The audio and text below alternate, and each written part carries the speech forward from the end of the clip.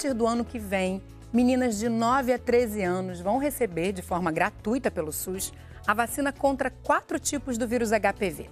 O papiloma vírus humano é responsável pela maioria dos casos de câncer de colo de útero, mas também pode causar câncer em outras partes do corpo e provocar verrugas genitais. Hoje a ideia é tirar suas dúvidas sobre esse vírus e explicar como o Ministério da Saúde vai oferecer as doses da vacina a partir de 2014. E ainda vamos mostrar a importância de manter as outras formas de prevenir o HPV e o câncer de colo de útero. Práticas simples e que estão disponíveis no Sistema Único de Saúde. Fique ligado!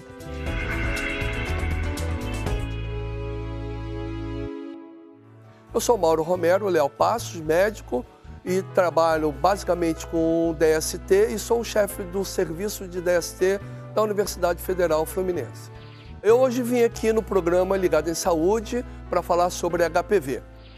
Tudo bem, doutor Mauro? Seja bem-vindo aqui ao Ligado em Saúde hoje. Obrigado pela oportunidade. Doutor Mauro, explica pra gente, são mais de 100 tipos, de vírus HPV. Muita gente acha que tem um ou outro, mas tem muitos vírus aí envolvidos e eles causam problemas diferentes. Quais são os mais comuns, as consequências mais comuns? Sim, quer dizer, como você falou, são vários tipos. Os vírus recebem números, HIV1, herpes vírus 1, herpes vírus 2, o HPV também é uma família muito grande, tem até mais de 200 tipos até. Mas tem alguns que são chamados de papiloma vírus humano, que só dá no ser humano. Desses, não mais do que 20, 30 são patógenos para a área bucoanogenitais, que são áreas que o vírus escolheu, não se sabe o porquê, para ele ficar, são vírus epiteliotrópicos, ou seja, o vírus gosta de ficar nos epitélios da boca, da laringe, dos genitais, do ânus, e esses vírus recebendo números, dependendo da interação dele com a área, ele pode fazer doenças clínicas.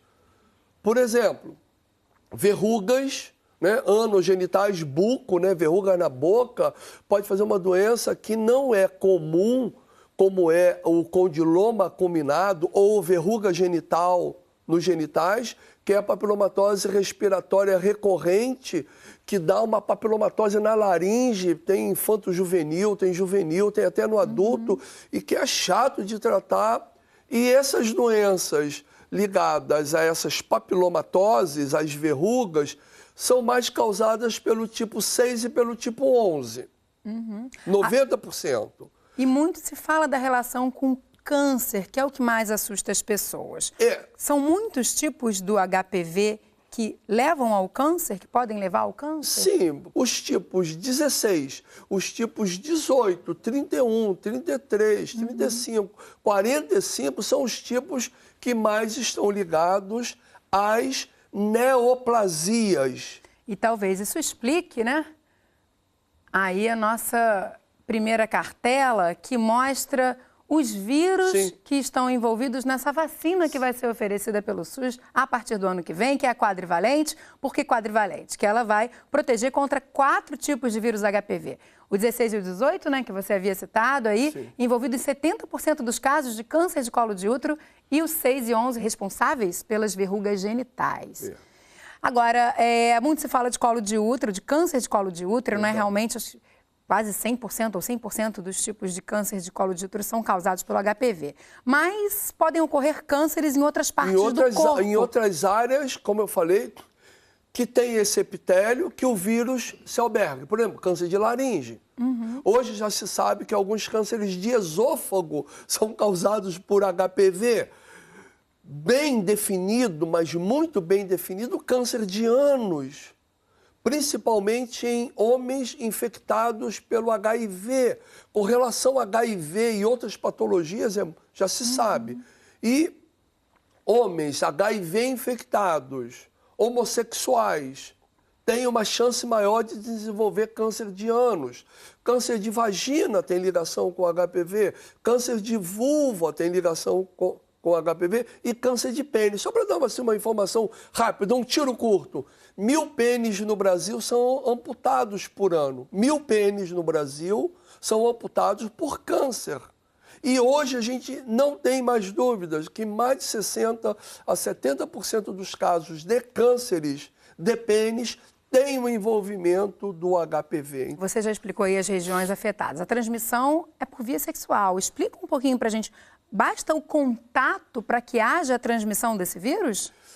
É bem importante dizer o seguinte, existe uma biologia do vírus. A biologia do vírus ele precisa e ele sobrevive dentro de célula. Então, ele tem que ter um atrito entre células para ele poder penetrar. Como são muitos casos na área genital, o atrito na área genital de pele, na maioria das vezes, é ligado à sexualidade, mas nem sempre. Nós temos alguns casos de verrugas, de lesões de HPV em crianças, por exemplo, que não tem abuso sexual. Nós devemos pensar em abuso, mas não é sinônimo de dizer... É bom que as pessoas entendam que o HPV no genital não é uma equação matemática de 100% de transmissão sexual.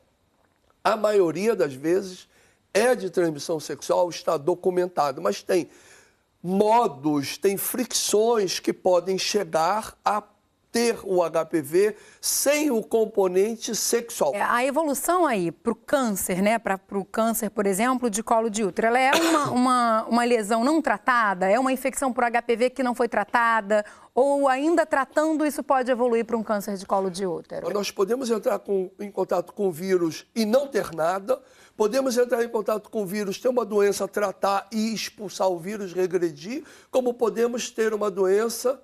Como podemos ter uma infecção pelo vírus, esse vírus domina a célula e se a gente não faz o tratamento, se a gente não faz o Papa Nicolau, por exemplo, e diagnostica uma lesão pré-cancerosa, aí as chances são ainda maiores. Chance aumenta. Esse vírus, sem ter o diagnóstico precoce, o câncer primeiro é meio superficial e depois ele ultrapassa uma determinada linha do tecido, camada basal, e aí ele se torna um câncer avançado. Então, quando a gente fala a palavra câncer, é quando esse tumor, essa célula maligna, já passou essa camada basal.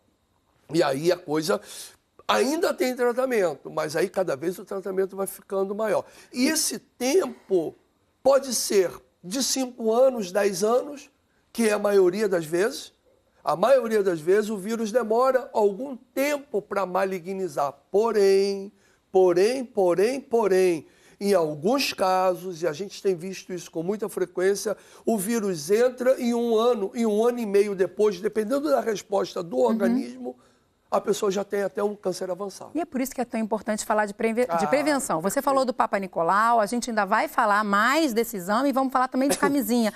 Mas antes de terminar esse bloco, doutor Mauro, eu quero apresentar aqui o esquema vacinal proposto pelo Ministério da Saúde. É uma vacina que vai proteger aí as meninas dos casos, dos principais vírus aí, HPV que circulam hoje em dia. Vamos dar uma olhadinha para o pessoal entender.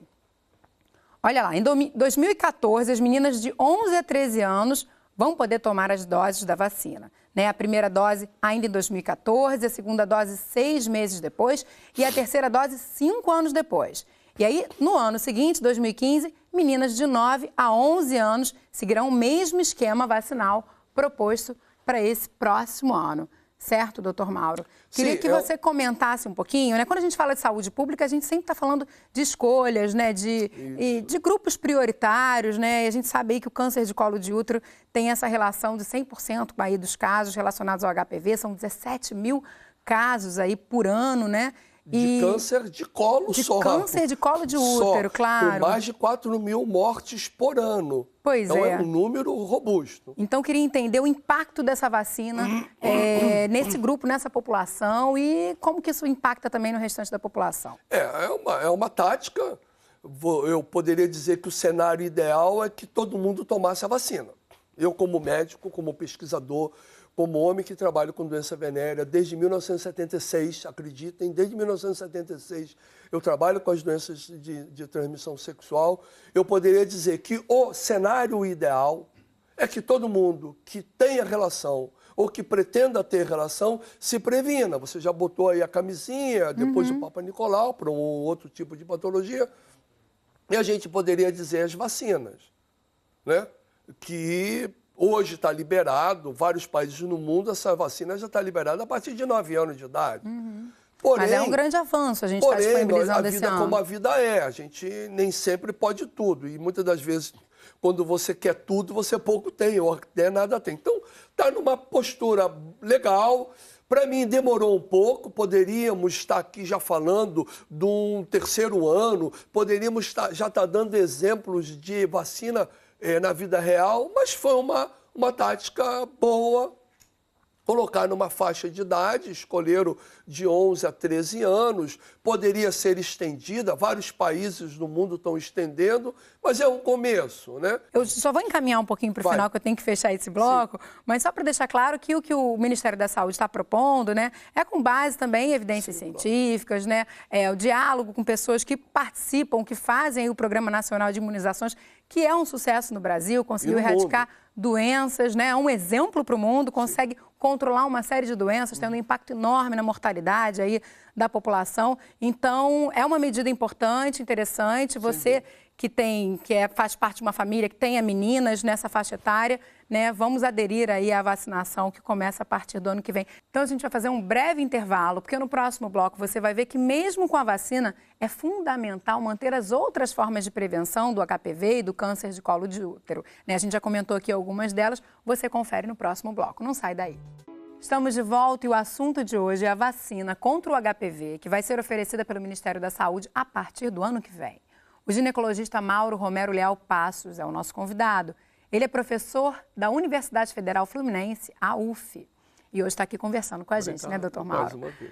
Essa vacina, né, por se tratar de uma vacina que vai proteger de um vírus, né, que é transmitido, na maior parte das vezes, por uma forma sexual, tem famílias aí que ficaram meio receosas. Ah, mas a menina é tão novinha, nem iniciou a vida sexual. A gente já falou da importância dessa vacina acontecer antes do início da vida sexual. Não queria que a gente trouxesse um pouco essa polêmica para cá, né? Que isso não vai de forma nenhuma fazer com que essa menina, né, tenha sua relação sexual antes por conta da vacina. Queria que a gente debatesse um pouquinho isso, doutor Mauro. Isso remonta a gente ter a cultura da prevenção. Normalmente o cara só quer botar o cinto de segurança depois que bateu. Só compra o seguro de saúde depois que viajou e perdeu a mala. Então, quer dizer, ninguém toma uma vacina para hepatite A, ninguém toma uma vacina para hepatite B, ou ninguém toma uma vacina para o tétano e fica assim, tentando se infectar. A gente toma vacina para se proteger. Então, é importante que as pessoas pensem que a cabeça de proteção é para que tenha antes. E quando a gente tem proteção antes, os resultados são melhores. Então, você acha que pode haver um receio aí da família de ter que falar no assunto do sexo, de explicar para essa menina para que serve essa vacina? Porque há um lado positivo disso, né? De você já conversar sobre isso em casa, de você falar sobre os outros métodos de prevenção. Seria bom. E nós já temos estudos seguros no mundo para dizer que pessoas que debatem sobre o assunto, pessoas que estudam aquele assunto, têm uma relação melhor com aquele assunto. E é importante a gente trazer aqui também a informação de que a vacina só será dada com autorização dos pais, né, doutor Mauro? Sim, vai ser um comunicado. Está se pensando também que é uma tática, né? Mandar uma autorização e o pai que não responder, também pode ser feito dessa maneira, quem não responder está consentindo. Está consentindo. Então, não é uma tática, existe aí todo um trâmite com o Estatuto da Criança, do Adolescente, que permite essas manobras boas. E talvez até uma parceria com escolas, né? Explica um pouquinho para a gente. Isso, quer dizer, a ideia, o Brasil não tem a cultura, vários países têm, mas o Brasil não tem, e também não são todos os países de alto desenvolvimento que têm isso, a cultura de colocar a vacinação na escola. A Austrália é forte nisso. A Austrália, a menina desce da escola, vai para a salinha de vacina e toma a vacina e tchau. E você trouxe o exemplo da Austrália, né? Acho bacana a gente deixar registrado aqui que a Austrália também vacinou apenas meninas e percebeu aí um impacto grande na população de meninos da mesma idade que deixaram de ter as verrugas genitais. Porque então, os meninos namoram meninas. E né? quando a gente fala de estratégia em saúde pública, você fala justamente dessa inteligência, né? De você vacinar um grupo ali da população e você conseguir proteger outros. Isso é chamado de efeito rebanho. Isso aí. Você ataca num e ataca o rebanho todo. E a Austrália ainda foi mais. A Austrália já começou esse ano a vacinar meninos, que eu gostaria de um dia ter essa pauta. Passo. Né? Pode ser o nosso Também próximo vacinar passo. menino, porque a atividade sexual é para ambos os sexos.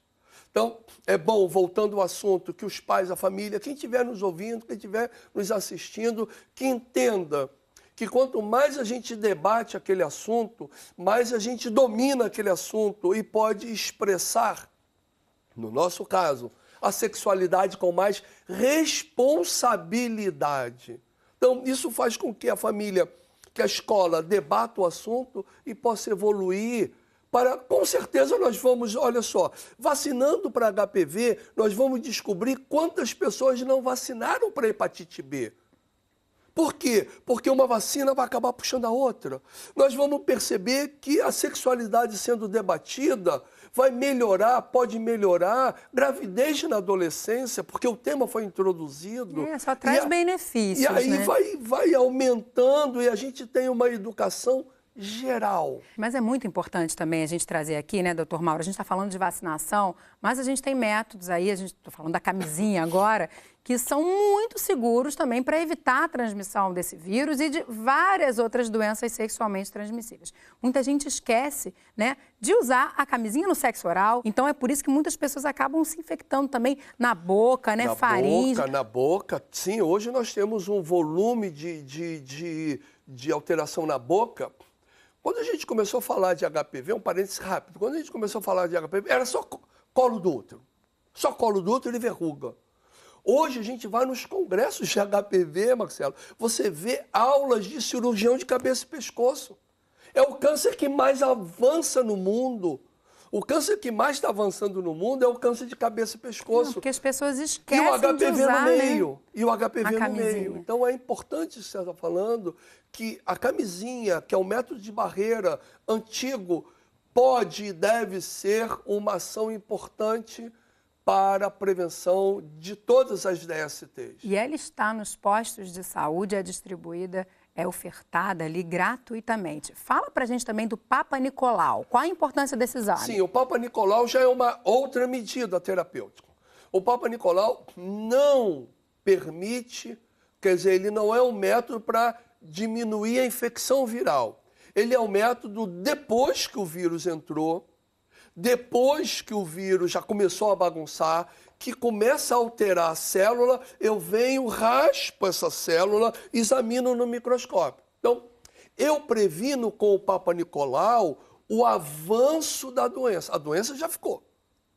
Camisinha e vacina é para não ter infecção, não ter doença. O Papa Nicolau, ele entra no esquema que eu já não tive barreira, eu já não tive imunidade e agora estou com um problema. Ele raspa para poder tentar diagnosticar o precoce, tentar fazer o diagnóstico o mais precoce possível, para que o câncer não avance. Certo, Daí é o famoso preventivo, né, que as mulheres fazem. O Ministério da Saúde orienta que mulheres de 25 a 64 anos façam esse preventivo anualmente. Nas unidades de saúde é possível você fazer. Então, justamente como o doutor Mauro está explicando, para diagnosticar o quanto antes esse problema. O câncer de colo. E claro, numa boa atenção médica, aí que vale o conceito amplo de proteção.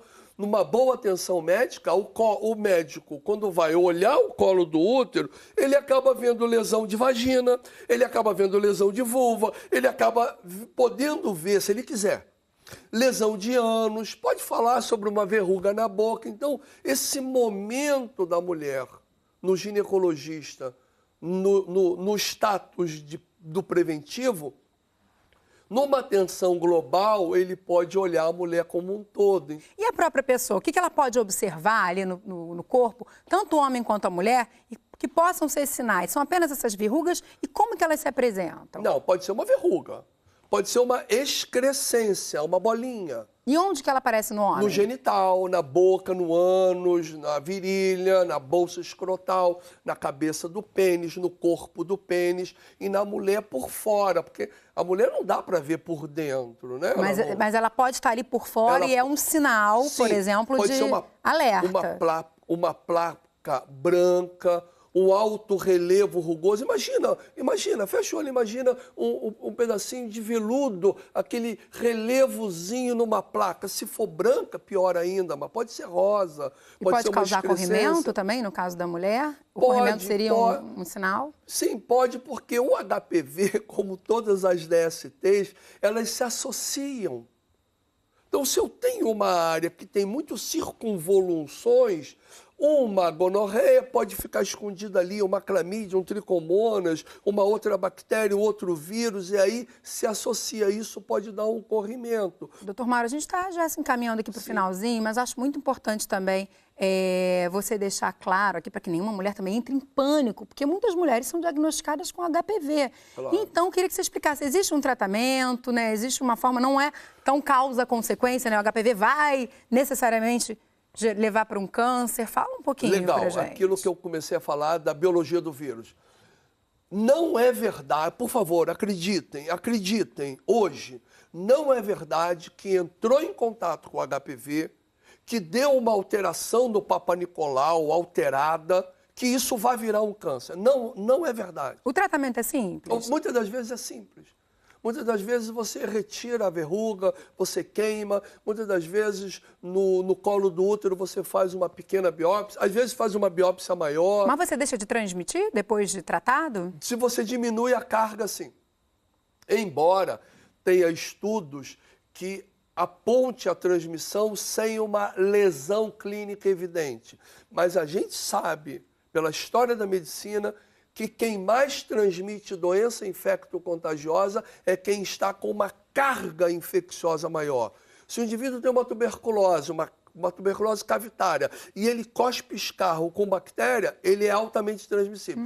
Depois que ele começa a tomar o remédio, que esse escarro diminui ou basicamente acaba, ele ainda tem tuberculose, mas ele já não é mais bacilífero. Isso acontece com todas as doenças. Então, quando você remove o tecido cheio de vírus, a carga infectiva diminui. Isso nós aprendemos com a AIDS hoje. Quando a carga viral baixa, ele não transmite mais. Olha que coisa interessante. Mas no caso do HPV, a gente pode falar em cura? Cura. Eu falo em cura. Porque o que é, se não cura?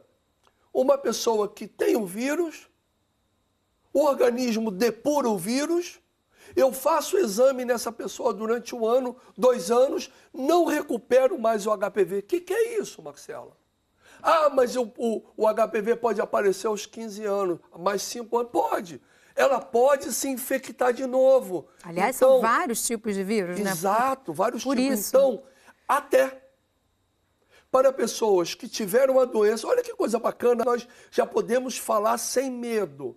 Hoje, uma pessoa que teve o HPV, neoplasia ou verruga, que operou, tirou, tratou e toma uma vacina, ela adoece menos do que a mulher que teve a verruga, teve a neoplasia, tratou e não tomou vacina. Hoje nós já temos documento importante para dizer, mesmo que a pessoa já tenha tido a doença, ela pode pegar de novo. Então, mantenha a camisinha, mantenha o Papa Nicolau, os métodos se fortalecem.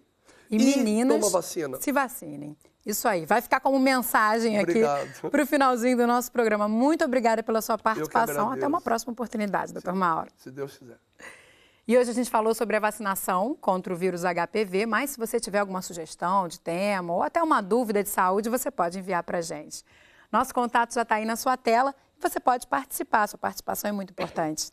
A gente se encontra no próximo Ligado em Saúde. Até lá.